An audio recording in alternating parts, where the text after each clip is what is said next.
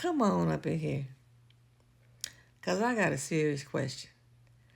I, for the life of me, don't understand why we should think that this administration has real concern with people going into the church house to protest in the house of worship uh, about all the death and destruction and violence that's taking place in the streets of Minnesota. Now, you are wreaking havoc all over Minnesota, tearing people's lives apart, shooting people down in the street, dragging them in the street, and just all manner of hell. But we supposed to believe that you're concerned about people going into the house of worship to confront the situation that's going on in Minnesota.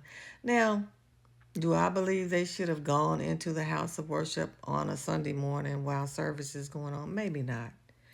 But I can't believe, I find it hard to believe for you, this administration, to be concerned about them going into the house of worship and disrupting service.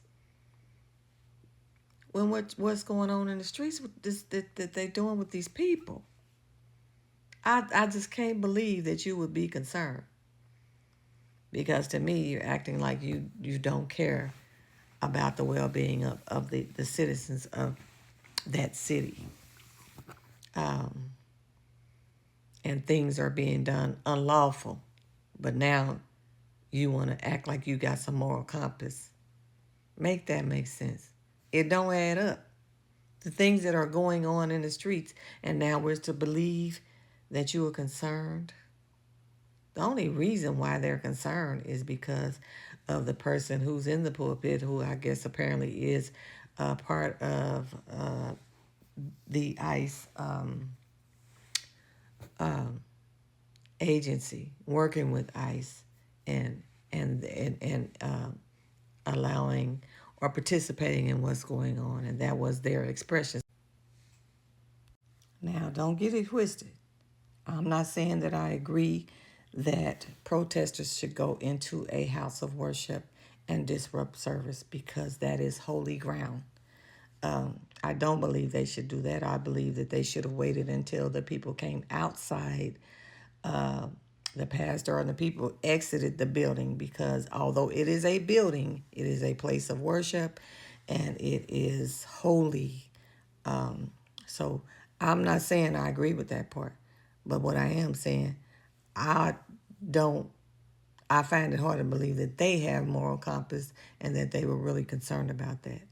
It really wasn't about that for them. The reason why they arrested Don Lemon and that woman